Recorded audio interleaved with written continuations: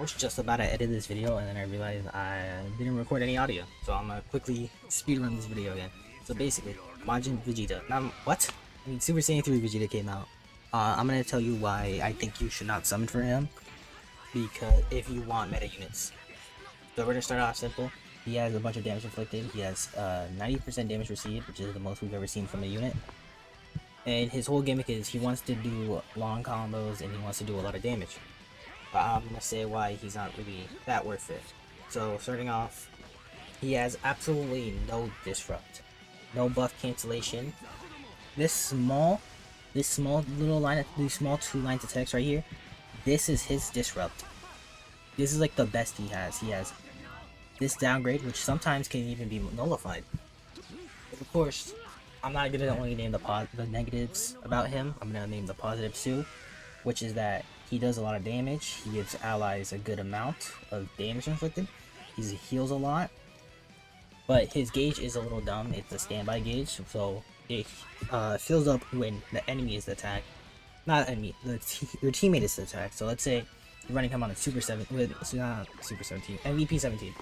Every time MVP 17 gets hit, Vegeta gets this stuff.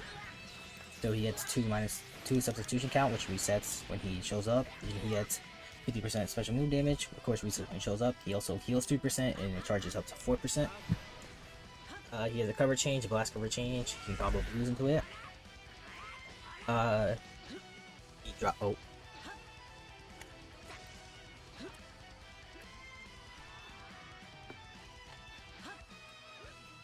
Alright, there we go. He draws cards a lot, and when his gauge is at 50% or more, it consumes 50% of it, and then gives him 50% health, 30% damage inflicted for 10 timer counts. He gets key protection for 10 timer counts. It also gets type neutral when he's taking damage. Destroys 2 cards and reduces 20% key. And then when he shows up, I already showed this I think, but he nullifies attribute downgrades up to 2 times to allies, and it can activate 5 times when he's on the battlefield. And of course, he has minus 10% to strike and blast cost, which means he has 9% strike and 19%, not 19%, but 9 cost and 19 for blast. And he of course has a plus 2 card draw speed. But yeah, your typical unit.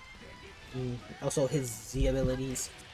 His Z ability is plus 38% to Daima, V-Clan, Saiyan, Strike and Blast, and then Daima.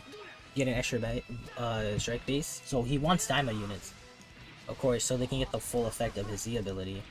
Even at, I think, Z ability 2, I think it is. Even this, yeah, Daima units are applicable. And at Z ability 3, yeah, they're still applicable too. But of course, he has normal strikes, normal blasts. His strikes penetrate sustained damage cut. And same with his blast. His green gives him a strike card, pretty typical. He gets 10% HP and 40% key. He gets 30% damage inflicted for 15 timer counts. And he nullifies cover change for 10. And he cancels his cards being sealed, and he cancels rush being sealed. That is good for Ultra Perfect Cell right here. Which, where his disrupt is, disrupt right here. When he has 50% HP, he seals strikes and blasts, which is good to get rid of that, of course. But when his endurance pops, this cannot. When his endurance pops, Vegeta is kind of out of luck because it seals greens. In order to unseal the cards, you have to pop a green, of course, and. Back to what I said, he has no disrupt as well, so keep that in mind. His blue cards gives 40% damage inflicted to it, and he also minuses 100% health restoration, which is good for like Ultra Perfect Cell since he won't heal, and any units that have healing since they won't heal at all actually. And he also nullifies endurance for 3 timer counts when there's 2 enemy battle embers remaining. And his ultimate. His ultimate gets 40% damage inflicted, it can be cancelled. His nullify endurance can also be cancelled. And he gets an additional ultimate damage per Daima or Vegeta clan battle members other than this character in the party for 3 timer counts. So he can basically get 40% extra damage inflicted, so at most he can have 80%, but realistically, since there's so much cancel buff units running around, he's only gonna get this. And that's if Daima or V-Clan. So of course he wants Daima units. But we're gonna go over some more Daima units. Overall, I'd say he isn't that great. But of course he is green, he is strike. His blast is green, his cover change is green. And we're gonna move on to his sparking friend here, Majin Ku, and I'm gonna tell you why I think Majin Ku works better than Vegeta on the Daima tag. So of course he has a bunch of damage boosts, like, don't get that wrong. He gets 190%, which even this guy right here, this guy who came out a few days ago, not a few days, but like, I think he came out, dare I say, like February, somewhere around there. He only gets 180%. Anyways, back to Dude. He gets 85%, not 80, yeah, 85% the impact damage, but only impact damage here, as you can see. While Vegeta, if you go back up to Vegeta, he gets it for Slice and Pierce. So he gets 90%. He also gets 70% damage received. He only gets -6 to arc spots, but here, this is his main part. This is what I think is going to cement Ku as the mainstay on the Daima tag, unlike Vegeta, which is 30% to allies, which cannot be cancelled, and 20% if they're Daima. So that's 50%. So like, let's say you're running the Vegeta, he gets 250 no matter what, and then you run him with Ku, you get 150%, which that's 300%, which can only be rivaled really by Ultra Perfect Cell here permanently, since he gets 200% damage inflicted. He gets 50% here, and then if we scroll down to here, when his gauge reaches 0, he gets an extra 50%. Back to Do. Do also has this. Where is it? Oh wait, this is Vegeta. Here, every time he's faced with an enemy, he draws cards, gets key, goes type neutral for damage sustained.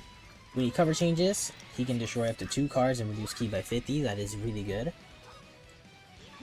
He has a, I think, blast attack cover change.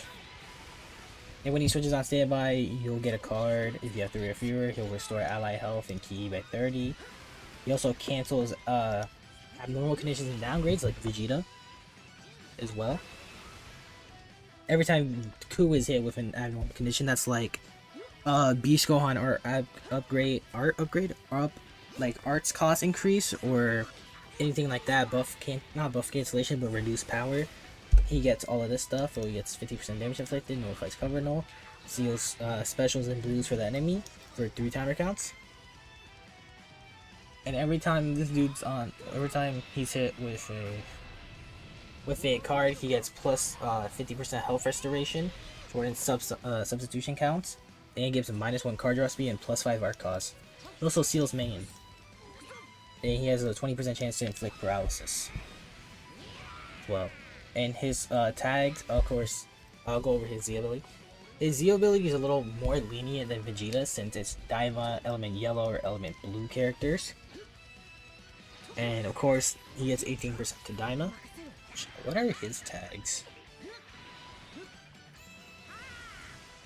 I can see.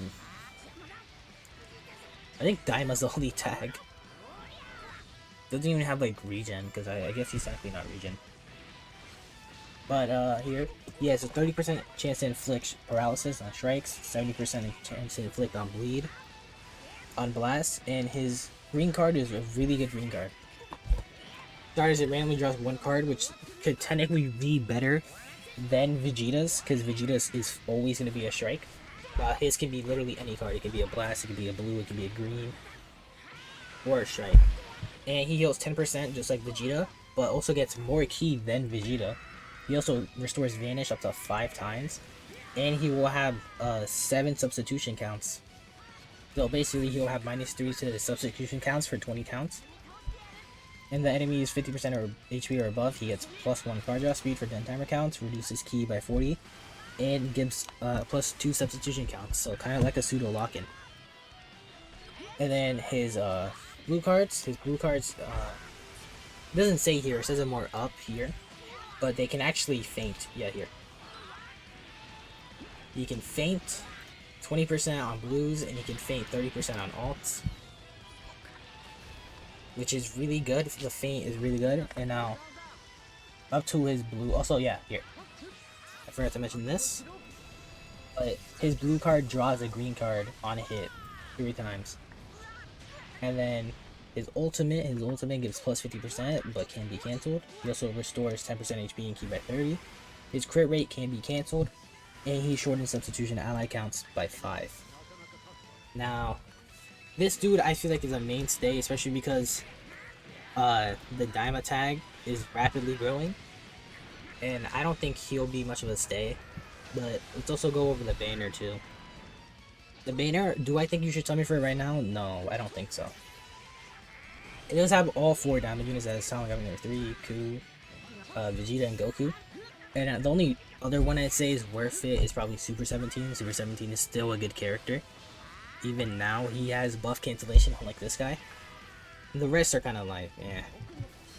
Ray, Shenron, Bola, these 3 are like good. I say if you really want to like be lenient, this is like what you want. This is what you want. If you want to be even more lenient and say, no, I don't care about Ray, Shenron, you really want that. But yeah, also this banner is going until May. So if you want to summon, go for it, but I recommend maybe saving and seeing what other Daima characters come out, because we could get a Super Saiyan 4 Goku or literally anything else. And I have a strong feeling that Vegeta won't be in the meta for long. But yeah, that's all from me. Peace out.